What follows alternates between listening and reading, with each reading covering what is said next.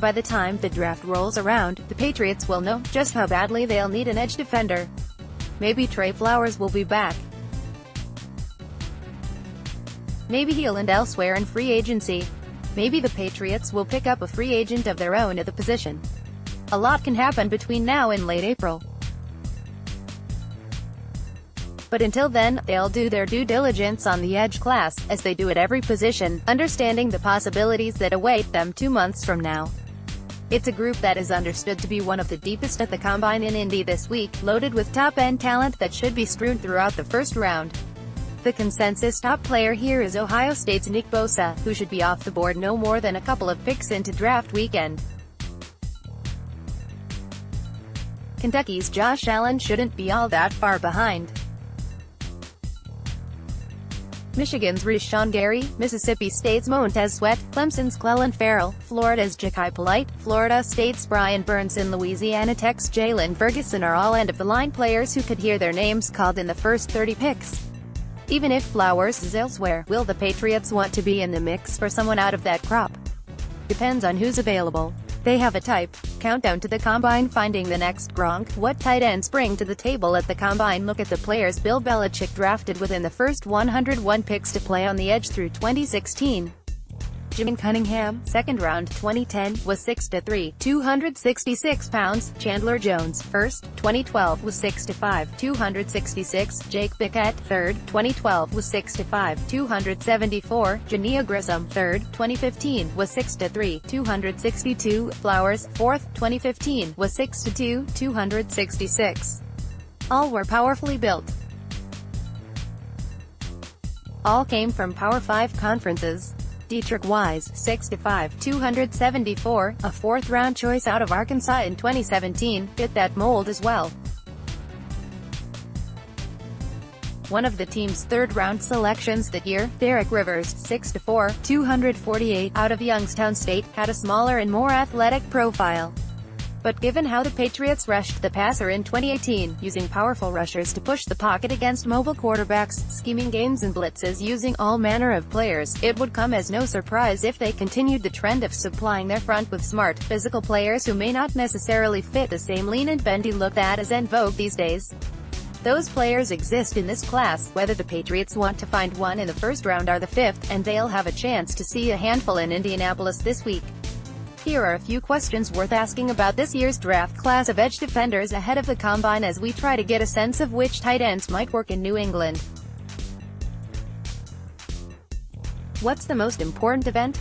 As is the case with the tight ends, events like the vertical jump, broad jump and 40-yard dash will be good indicators of explosiveness for potential Patriots edge defenders.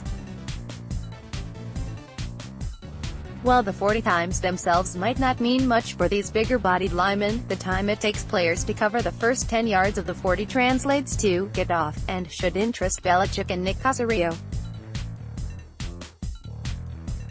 The weigh-in will provide the Patriots some valuable information on these players as well, not only when it comes to height and weight but also arm length and hand size. Players with hands in the 10-inch range and arms in the 34-inch range, Wise checked in at almost 36 inches, will stand out. While the three-cone drill is frequently promoted as key for pass rushers, and though players like Rivers, Wise and Jones all had impressive three-cone times, it's not the be-all end-all for the Patriots. Flowers and Grissom had relatively pedestrian three-cone times of 7.26 and 7.24 seconds, respectively, in 2015. WHO has the most to gain? John Kaminsky from the College of Charleston is already starting to get some hype as one of the small school prospects who could become a favorite among draftniks once the Combine workouts are all said and done. At 6'5", 285 pounds he cuts an imposing image, but it sounds like he's going to move like a linebacker in Indy. A high school quarterback, he's maintained plenty of athleticism despite bulking up about 70 pounds in college, according to The Athletic's Bruce Feldman. He may run in the 4.6s this week, which would have scouts salivating. WHO has the most to lose? Kentucky's Josh Allen, who in many places is mocked as a top 5 pick, is expected to put up some staggering testing numbers. If he doesn't, he could slip since he's viewed as somewhat of a project.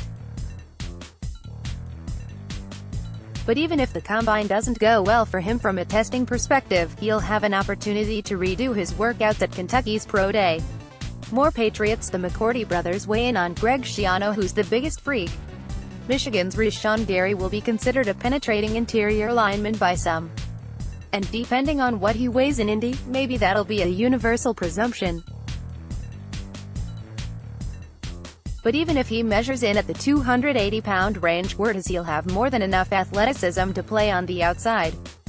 At size, if he runs in the 4.5s in the 40 and under 7.0 seconds in the 3-cone drill, numbers he reportedly posted before the season, he won't just be the biggest freak this year. He'll be one of the biggest freaks in recent memory at the position. Who's the local guy to keep an eye on? Zach Allen out of Boston College seems to do just about everything the Patriots like in their ends. He can overpower offensive tackles against the run. He knows how to use his hands as a pass rusher but can help collapse pockets from the edge or the interior with his strength. He has the awareness to bat down passes even when he doesn't get close enough to put a lick on quarterbacks. He plays with a consistent level of energy and effort, and he's been a disruptive special teams player on field goal attempts, blocking one at Florida State last season. He's typically a little bigger than the Patriots have gone with on the edge at 285, but he seems to move well. The question is, how will he test? If he puts up relatively impressive numbers for his size, he could go late in the first round.